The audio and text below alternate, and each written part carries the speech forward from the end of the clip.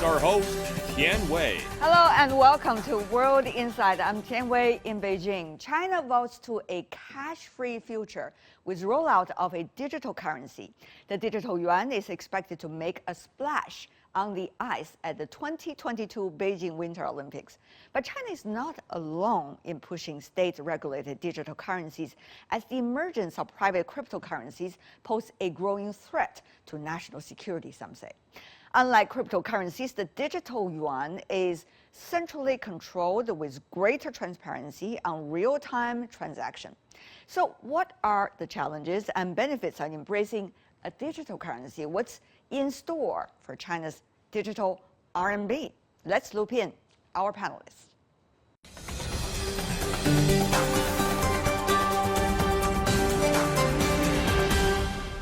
For the latest on the China digital currency in San Francisco, we have Dr. Linda Kreitzman, Assistant Dean and Executive Director of the world's #1 financial engineering program at the University of California at Berkeley.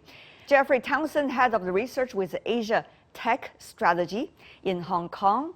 Hong Hao, Managing Director and Head of Research at Bocom International. Last but not least, in Beijing, Qu Qiang, Assistant Director from the International Monetary Institute at Renmin University of China. Ladies and gentlemen, what a pleasure to have you. Go to you first, Dr. Kreitzman. The latest about the Chinese digital currency, is it exciting to you? Well, everything that is blockchain and crypto is very exciting to me. And first of all, thank you for having me. Great to have you. For two reasons. This is my first time with you, but also I'm passionate about cryptocurrency and blockchain for many, many years. So what is exciting to you about the China digital currency? I have to say that when anything that is digital for me means that it is going to be, fewer transaction costs. It's going to be faster execution of transactions. This is what happens with, any digital currency. I believe, unlike Elon Musk, that it is also environmental friendly. So everything to me is, more efficient and more exciting.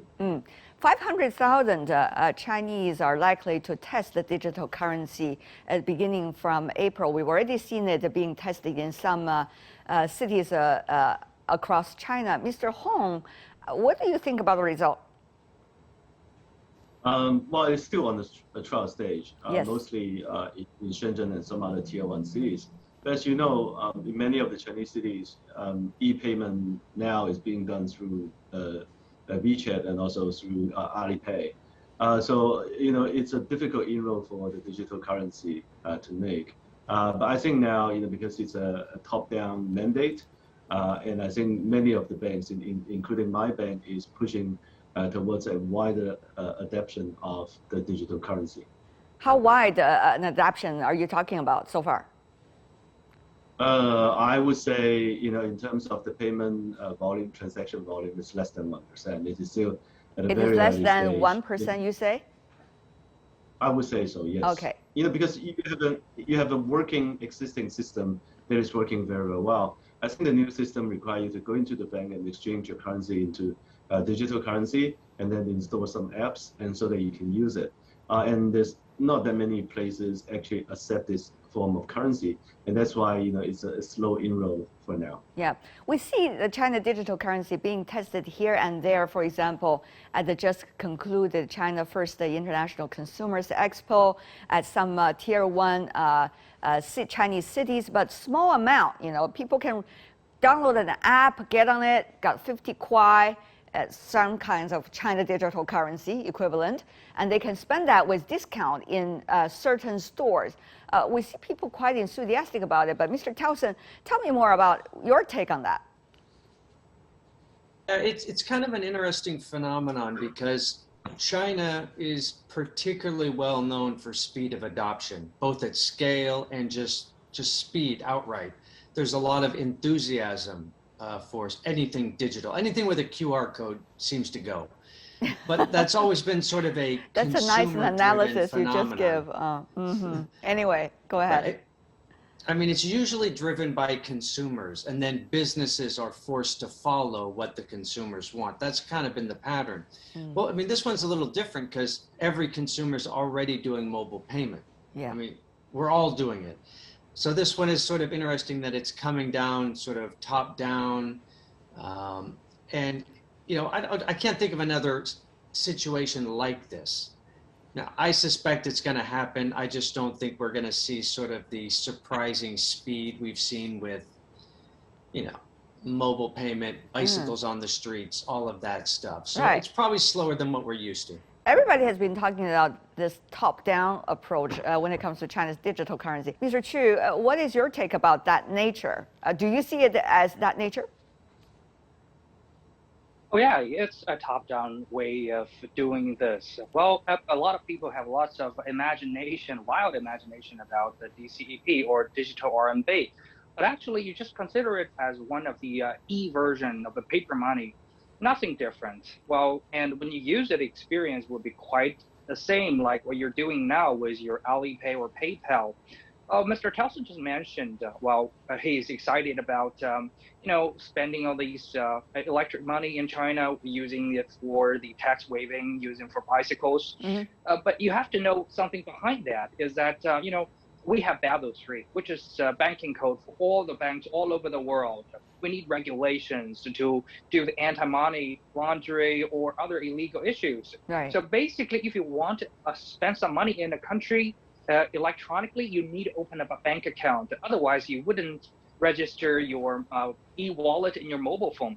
But Chinese government want to help the foreign friends. When it comes to Beijing for the expo, for the Winter Olympics, they need to use their e-wallet. They cannot register a bank account because they cannot stay in China for enough long time.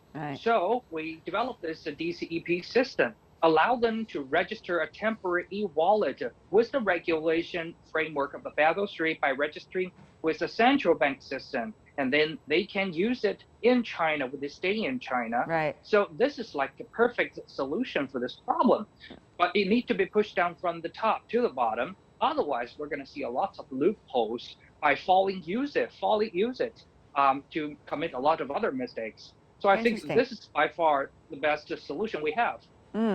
Mr. Hong Hao earlier was holding his coffee. It looks like great coffee. You know, that's exactly what I did when I used the digital currency at the first China International Consumer Products Expo. In fact, I only got the money enough to buy a coffee. That's all I have when it comes to digital currency. But, you know, having said that, though, it is not just about the convenience, is it? I mean, it's also about the competition. Maybe some kinds of cooperation among nation states. You never know. For example, now we see China's digital currency. We also see, you know, Facebook-based digital currency, earlier called earlier name has been even changed to Diam today, and it's likely to be operated within the United States. So, Mr. Hong, how do you see this nation state behind all of the digital currency testing, and what does it mean for the nature of these currencies? Yeah, well, I think what China is doing differently is that it's a central bank issued digital currency. Right? So, you know, the other forms of payment system that you mentioned just now is actually done, you know, via private companies, you know, which are very different nature. And I think more likely than not, you know, even though it's a very slow startup, I think, you know, somewhere down the road, you know, central bank, the PBOC is going to achieve its result at the end. So I think at the end of the day, you're going to end up with a very transparent payment system. In this system, it's very difficult to do tax evasion, right? Because every transaction you've done is recorded on the system. So I think compared to, for example, some of the other cryptocurrencies that we, you know, now is at its a very heated stage. The central bank digital currency is a centralized top-down sort of a mandate, while, you know, the other ones represent a trend of decentralization. What does that mean for the geopolitical competition, even, Mr. Hong, briefly? Well, I would say that the future is already here. I think we've witnessed electronic payment system evolve across the past decade. And I think now we get to a stage where the central bank currency can be digitalized as well. And I think by doing so, you enable faster transaction across the board, and also if you're doing cross-border industrial commodity purchasing, for example, oil purchasing from Russia, for example, then you can actually bypass the U.S. system by using the digital currency. That makes the Washington very worried, isn't it, Dr. Kreitzman? We see that debate already going on at the Capitol Hill and beyond.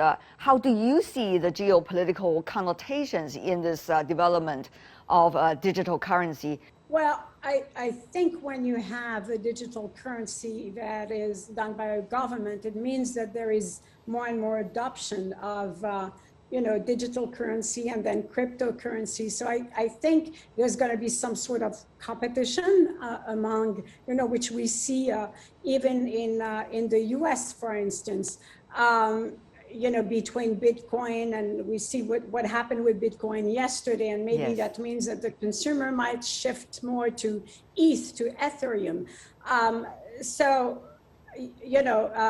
I have to say that I am not an expert in what is happening in China. How strong do you think is the desire, for example, from Washington or from the industries, about developing the U.S. version digital currency? How do you, insider inside the U.S. Now looking at China's trend, just from public information, and look at what you have back at home and think about what the future might be?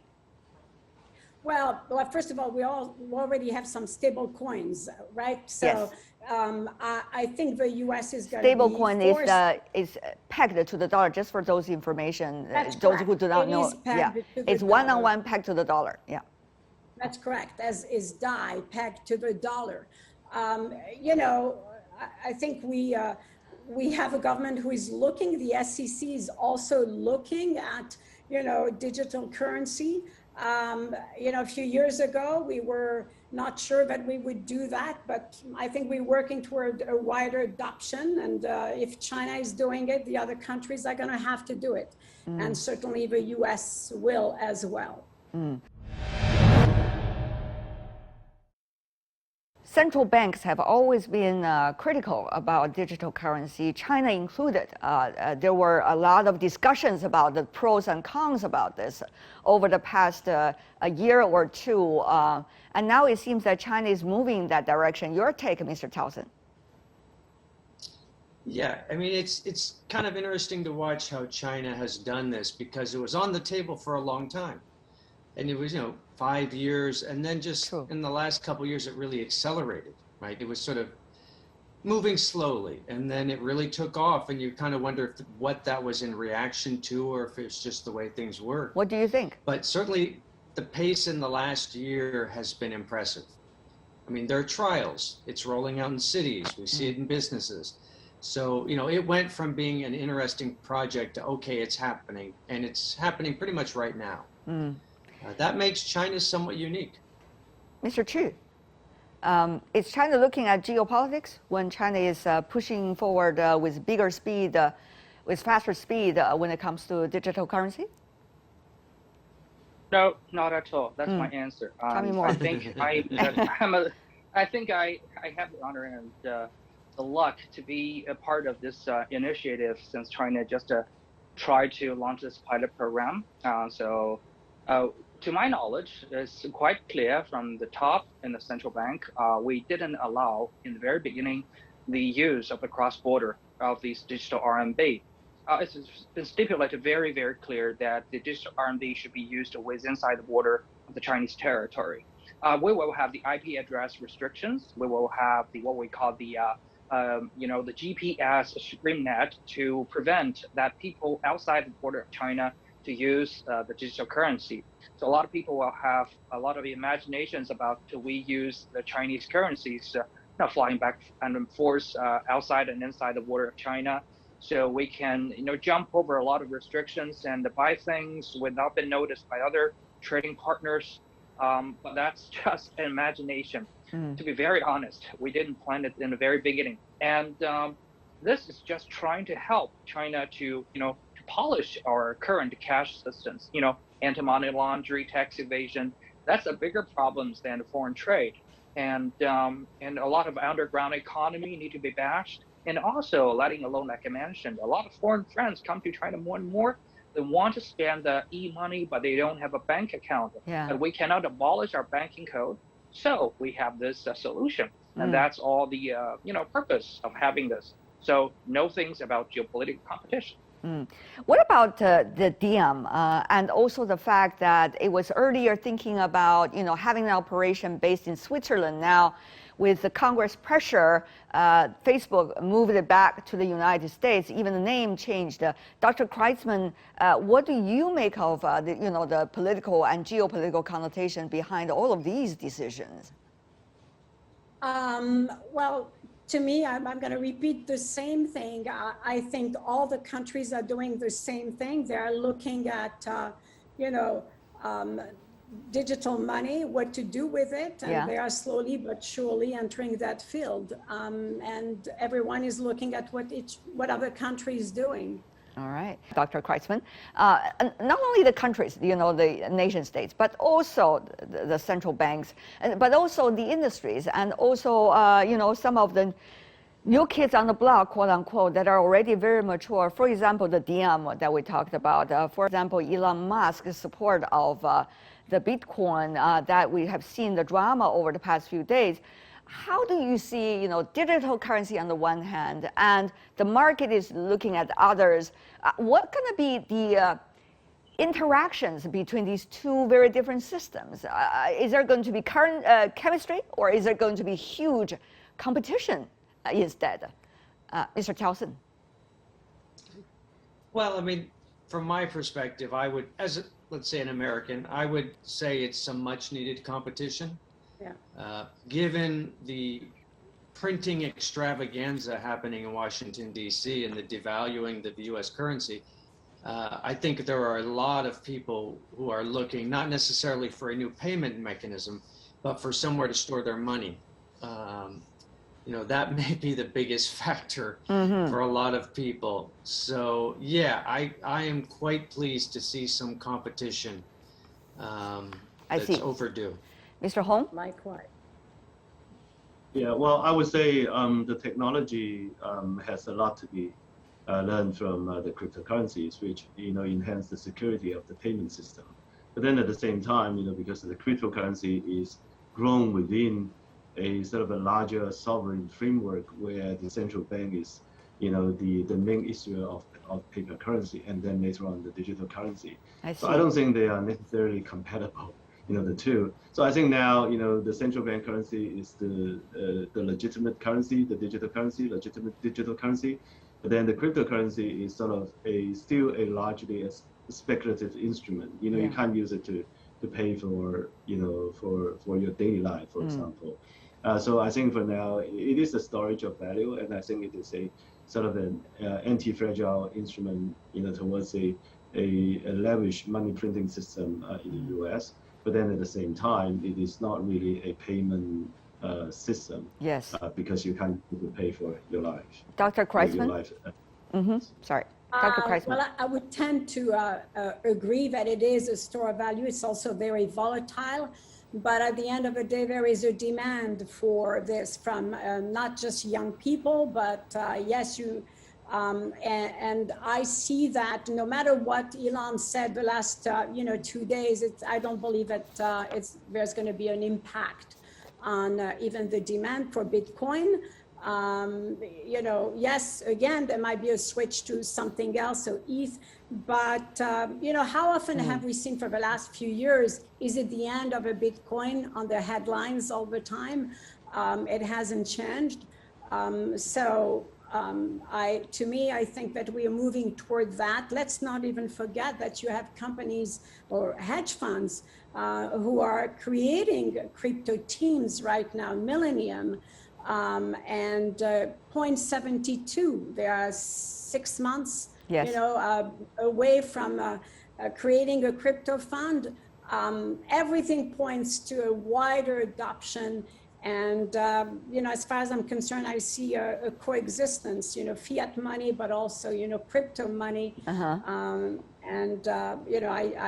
I think in the next few days, we'll probably see the demand for Bitcoin go up again. I don't know what was in Elon Musk's mind, but clearly to me, I think it's pure hypocrisy because he uses or burns a lot of fuel to send his rocket into space. But again, you know, for his Tesla, perhaps he was concerned that people wouldn't buy his Tesla, the Teslas, right? Those who are environmental friendly. So again, I see this as a very better, efficient market. I think indeed we printed quite a bit of money in the United States, and in some countries, if you're in Turkey, for instance, where you can see, you know, the money not be worth anything. I think, you know, crypto is going to be the, you know, an explosion. It's going to be adopted widely. We will never be able to read what is going on in the mind of Elon Musk, but maybe that is less relevant right now, though he has always been one interesting figure related to Bitcoin and cryptocurrency. Mr. Chu, final words. Final words is I used to own my first Bitcoin in 2013, my first Dog in 2015, my first Ethereum in 2017, and everything I've been tried before. Well, what I want to mention is that it's not just a competition. It's more like a fighting against each other. The private coinage against the fiat money. Well, basically, the government, like Mr. Townsend mentioned, is in a printing frenzy. But people want to prevent their, you know, own money from being losing. So what can they do? People are trying different ways, but I'm not saying they're the perfect ways. Okay. No matter Bitcoin with some value or the doggers don't have so much value, just people are trying. So I'm glad human beings are trying to find out another better way of payment and storage of value. But we're far, you know, before we can reach that point. All right. So let's just say, and we should wait and see. Well, I think it's always recommendable the wait and see attitude, but investors are already jumping in. Having said that, though, we are wrapping up today's conversation. Thank you so much, every one of you, for your contribution. Linda Kreitzman, Jeffrey Townsend, Hong Hao, Chu Chang. Really appreciate it. Thank you.